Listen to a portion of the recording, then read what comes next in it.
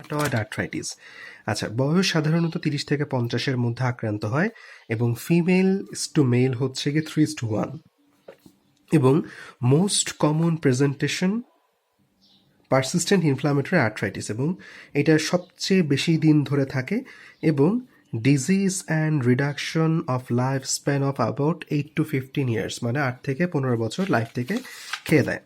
আচ্ছা, এখন কারো যদি রিউমাটয়েড আর্থ্রাইটিস হয় তাহলে কী সমস্যা হয়? পুয়ার প্রগনোস্টিক ফ্যাক্টর, তার মানে কি ডিসেবিলিটি থাকে সারা জীবন ধরে, এবং involvement of the first metatarsophalangeal joint, এরকম আরও কিছু ঝামেলা করে। আচ্ছা, ডিফর্মিটি আমরা পাই swan neck deformity, Z deformity of the thumb. এই যে আলটিমেটলি এরকম আঙ্গুলের মধ্যে ডিফর্মিটি হয়, আঙ্গুলের মধ্যে সোয়ান নেক এবং জেড ডিফর্মিটি আছে। আচ্ছা, এরপর আমরা পাবো হচ্ছে বাটিউনিয়ার অর বাটন হোল্ড। এই যে আঙ্গুল যদি এরকম হয়ে যায় এটাকে আমরা বলবো বাটিউনিয়ার অথবা হচ্ছে আমাদের বাটন হোল্ড ডিফর্মিটি, এই ঝামেলাটাকে আমরা বলবো। আচ্ছা, এছাড়াও হচ্ছে cock up toe deformity, flat foot এবং হচ্ছে বেকার সিস্ট। ক্লক up toe deformity, flat foot এবং হচ্ছে বেকার সিস্ট। আচ্ছা, বেকার সিস্ট হচ্ছে এরকম সিস্ট আমাদের বিভিন্ন জয়েন্টের সাথে, এই সাইনোভিয়াল জয়েন্ট বা এই জাতীয় জিনিসের সাথে এরকম বড় বড় যে সিস্টগুলো হয় সেগুলোকে আমরা বলবো বেকার সিস্ট। আচ্ছা, এছাড়াও হচ্ছে এক্সট্রা আর্টিকুলার ম্যানিফেস্টেশন থাকবে হচ্ছে সিস্টেমিকের মধ্যে ফিভার, ওয়েট লস, ফ্যাটিক এবং সাসেপ্টিবিলিটি টু ইনফেকশন, শরীরে ইনফেকশন হওয়ার সম্ভাবনা বেশি বেড়ে যায়। মাস্কিউলোস্কেলের মধ্যে আমরা বলবো মাসল ওয়েস্টিং হবে, বার্সাইটিস হবে, হাড় ভেঙে যাবে, অস্ট্রিওপোরোসিস হবে। আচ্ছা, haematological anaemia, thrombocytopenia, life span সব কমে যাবে। আচ্ছা, চোখের মধ্যে ইম্পর্টেন্ট এটা হচ্ছে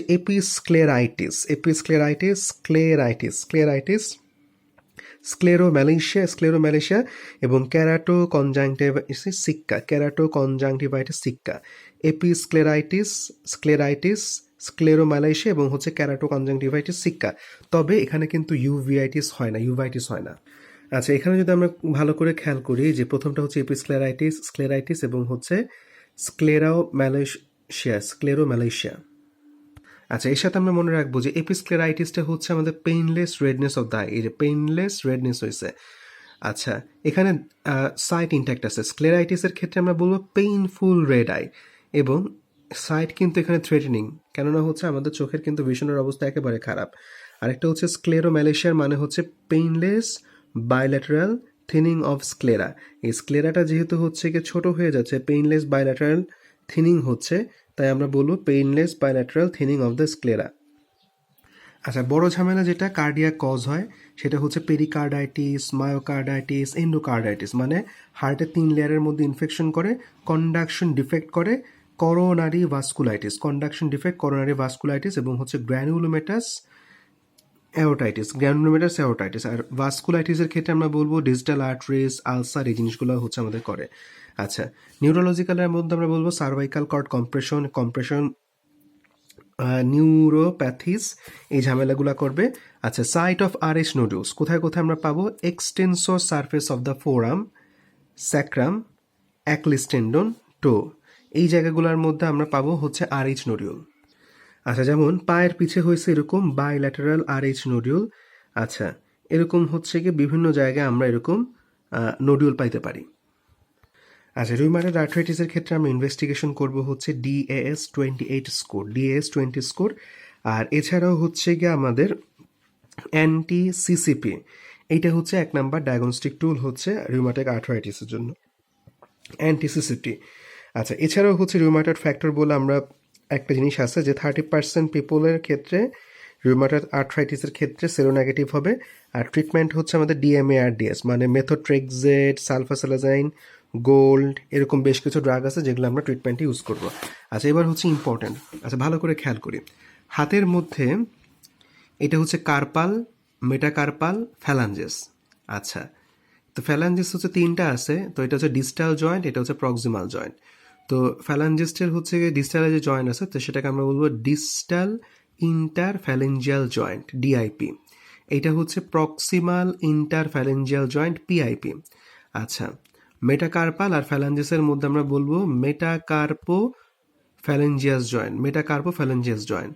আর এটা হচ্ছে কার্পাল, কার্পালের সাথে মেটাকার্পালের জয়েন্ট হয়েছে কার্পো মেটাকার্পাল জয়েন্ট, কার্পো মেটাকার্পাল জয়েন্ট।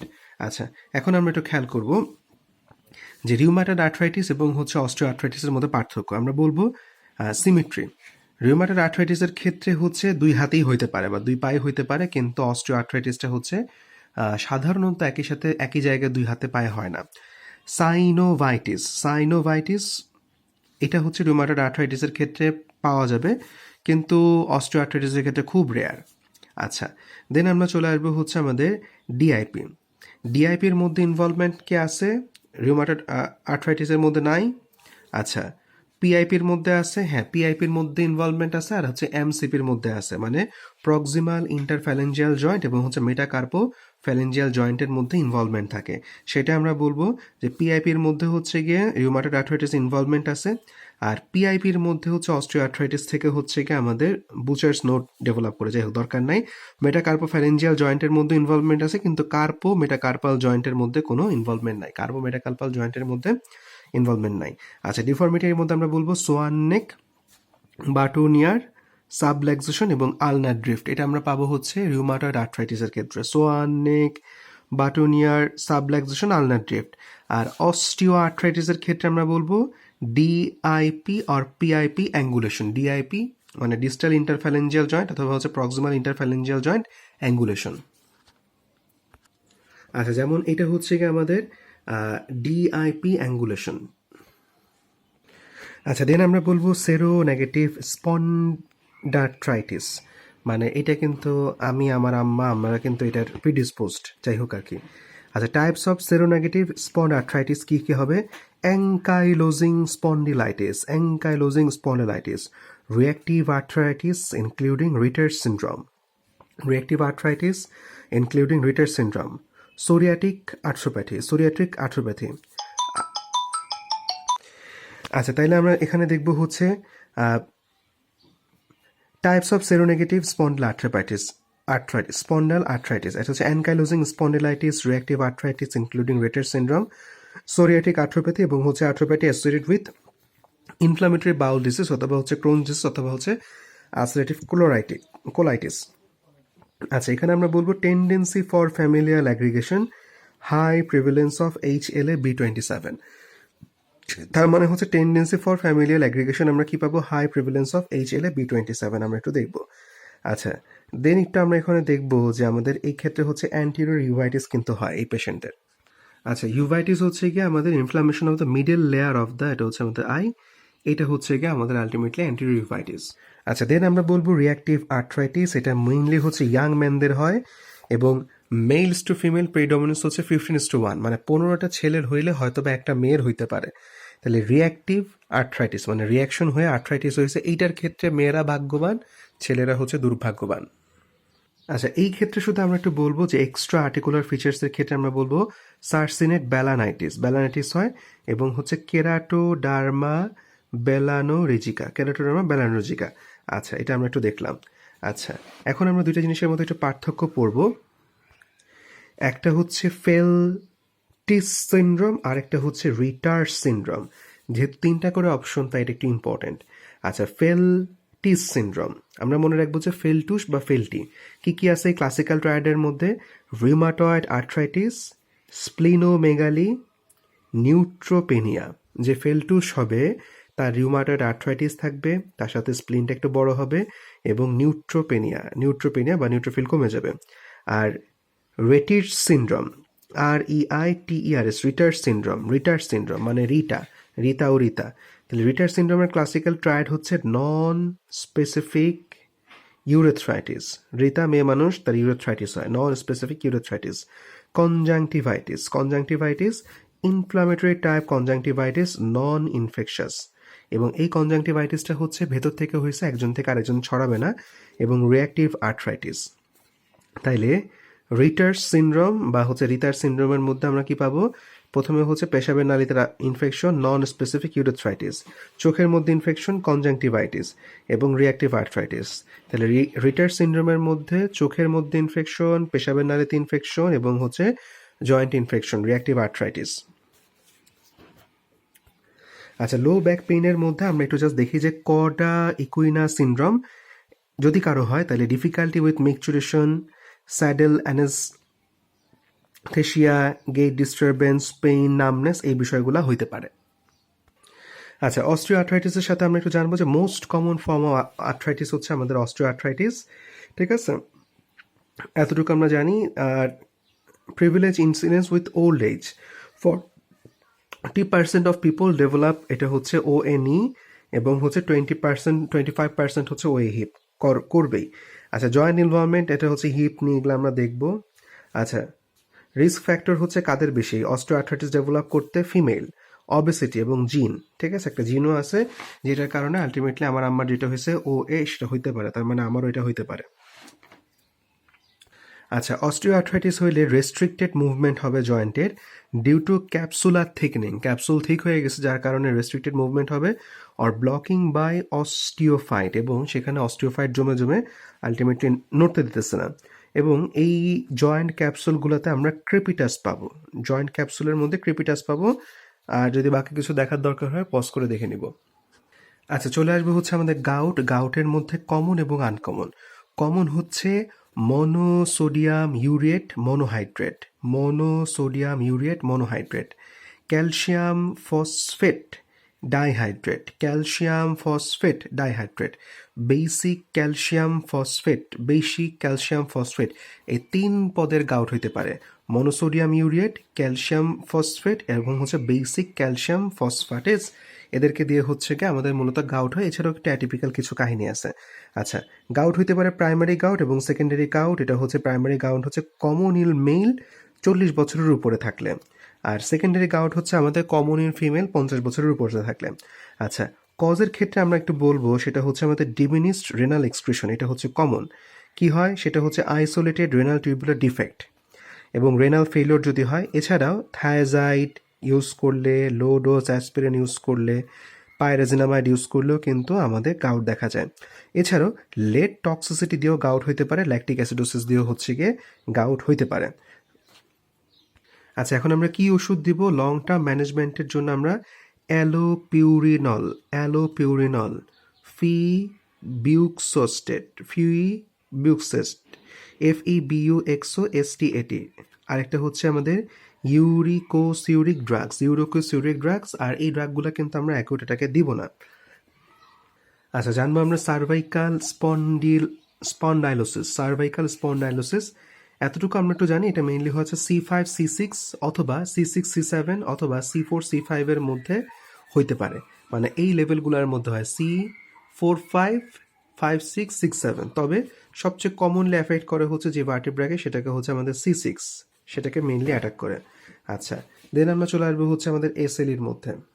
আচ্ছা, SLEর বৈশিষ্ট্য মনে রাখার সূত্র হচ্ছে ডোপামিন র্যাশ, ডি থেকে ডিসকোয়েড র্যাশ, ও থেকে ওরাল আলসার। আচ্ছা, এ থেকে আর্থ্রাইটিস, পি থেকে ফটো সেন্সিটিভিটি, এম থেকে ম্যালার র্যাশ, আই থেকে ইমিউনোলজিক্যাল ডিসঅর্ডার। ঠিক আছে, এরকম বেশ কিছু জিনিসপত্র আছে, এগুলো পারলে আমরা একটু দেখে নিব। এখানে একটু মনে রাখবো যে ইনভেস্টিগেশন কি করবো, কারো SLE হয়েছে কি করব। আচ্ছা, প্রথম কথা হচ্ছে 24 আওয়ার টোটাল ইউরিনারি প্রোটিন আমরা দেখব, 24 আওয়ার ইউরিনারি টোটাল প্রোটিন দেখব। সি রিঅ্যাক্টিভ প্রোটিন কিন্তু এক্ষেত্রে নর্মাল হবে। মজার বিষয়, পুরো শরীর ইনফ্লামেশন হয়ে উড়ে যাচ্ছে, কিন্তু তার সি রিঅ্যাক্টিভ প্রোটিনটা হচ্ছে নর্মাল। অ্যান্টি ডিএসডিএনএ পজিটিভ আমরা পাবো 30 থেকে 50% কেসে, অ্যান্টি ডিএসডিএনএ পজিটিভ পাবো 30 থেকে 50% কেসে। আচ্ছা, ট্রিটমেন্ট অফ SLEর ক্ষেত্রে আমরা বলবো যে আমাদের NSAID, দেন হচ্ছে গিয়ে আমাদের হাইড্রোক্সিক্লোরোকুইন দিতে হবে, এবং এক্ষেত্রে সার্জারি কিন্তু আমাদের অ্যাভয়েড করতে হবে। আচ্ছা, কয়েকটা জিনিস আমরা একটু দেখব যে রেগুলার মনিটরিং DMARD থেরাপিটা আমাদের অবশ্যই করতে হবে, কারণ DMARDর কিন্তু অনেক সাইড ইফেক্ট আছে। কয়েকটা ড্রাগের সম্পর্কে আমরা জানব। প্রথম কথা হচ্ছে মেথোট্রেক্সেটের কাজ হচ্ছে কম্প্যারিটিভলি ইনহিবিট DHFR, মানে ডাইহাইড্রোফোলেট রিডাক্টেসকে হচ্ছে ইনহিবিট করতে পারে, ইন্টারফেয়ার করতে পারে DNA সিনথেসিস এবং সেল ডিভিশনের সাথে। Drug of choice for rheumatoid arthritis এবং সেরোনেগেটিভ স্পন্ডাল আর্থ্রাইটিস। আচ্ছা, এটা হচ্ছে কাজ শুরু করে হচ্ছে 1 থেকে 2 মাসের মধ্যে, আর এইটা খাওয়ার সাথে অ্যালকোহল কিন্তু খাওয়া যাবে না এবং সালফোনেমাইডও খাওয়া যাবে না। তার মানে মেথোট্রেক্সেটের সাথে সালফোনেমাইড এবং অ্যালকোহল খাওয়া যাবে না। আচ্ছা, ফলিক অ্যাসিড দিতে হবে এটা খাওয়ার সময়।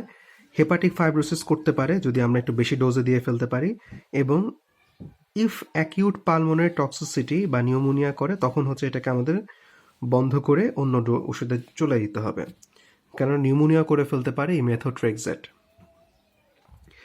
সালফাস্যালাজিন, আমার নামের সাথে মিল আছে, সালকে ফালাই দিলাম, সালফাস্যালাজিন। আচ্ছা, এটা আমরা ফুডের সাথে খাবো। কেন ফুডের সাথে খাবো? কারণ এটা জিআইটি অনেক সাইড এফেক্ট আছে। আচ্ছা, দেন আমরা হাইড্রক্সিক্লোরোকুইন, এটা টেকনিক্যালি অ্যান্টিম্যালেরিয়াল ড্রাগ, তবে used in mild to moderate SLE with skin অথবা হচ্ছে লোকোমোটর ইনভলভমেন্ট। যদি কারো স্কিনের সমস্যা করে তখন কিন্তু আমরা এটা দিই। সাইক্লোফসফামাইড, আচ্ছা সাইক্লোফসফামাইডের কাহিনী কি? এটা যখন আমাদের স্টর্ম শুরু হয় তখন আমরা দিই। এটা হচ্ছে alkylating agent that inhibit DNA অথবা আরএনএ প্রোটিন। এটা কিন্তু খুব খারাপ ওষুধ, alkylating agent that inhibit DNA আর আরএনএ প্রোটিন। এটা হচ্ছে ইউজড অ্যাজ প্লাস থেরাপি, যেমন সিস্টেমিক ভাস্কুলাইটিস শুরু হয়েছে, এটা বন্ধ করতে হবে নইলে পেশেন্ট মারা যাবে। এসএলই হয়েছে, তার সাথে কার্ডিয়াক, রেনাল বা সিএনএস ডিজিজ শুরু হয়েছে, ওষুধ না দিলে রোগী মারা যাবে, তখন আমরা দিব। এছাড়া হচ্ছে MMF মানে মাইকোফিনোলেট মোফিটিল। এইটা হচ্ছে গিয়ে আমাদের সাইক্লোফসফামাইডের থেকে ভালো অল্টারনেটিভ, এবং এটাও কিন্তু আমরা অনেক ক্ষেত্রে দিতে পারি। আচ্ছা, দেন এখন আমরা চলে আসবো হচ্ছে অস্টিওপোরোসিস মানে বোনস রিজর্পশন হওয়া। আচ্ছা, সেখানে আমরা হচ্ছে ইন্ডিকেশন ফর বোন ডেনসিটোমেট্রি, আমরা এখানে একটা পরীক্ষা করি, 1 নম্বর পরীক্ষা, যেটা নাম হচ্ছে বোন ডেনসিটোমেট্রি। সেটা হচ্ছে লো ট্রমা ফ্র্যাকচার, ক্লিনিক্যাল ফ্র্যাকচার, এগুলো দেখার জন্য, এগুলো দরকার হলে আমরা একটা পজ করে দেখে নিব। তো মনে রাখতে হবে ড্রাগ কজিং অস্টিওপোরোসিস, একটা হচ্ছে কর্টিকোস্টেরয়েড, কাউকে যদি আমি স্টেরয়েড খাওয়াই, কর্টিকোস্টেরয়েড খাওয়াই, বোনস ভাঙবে, কাউকে যদি সিডেটিভ খাওয়াই তার হচ্ছে বোনস ভাঙবে। এছাড়াও অ্যালকোহল, হেপারিন, অ্যান্টিকনভালসেন্ট, এগুলোও হচ্ছে আলটিমেটলি বোনকে নষ্ট করতে পারে।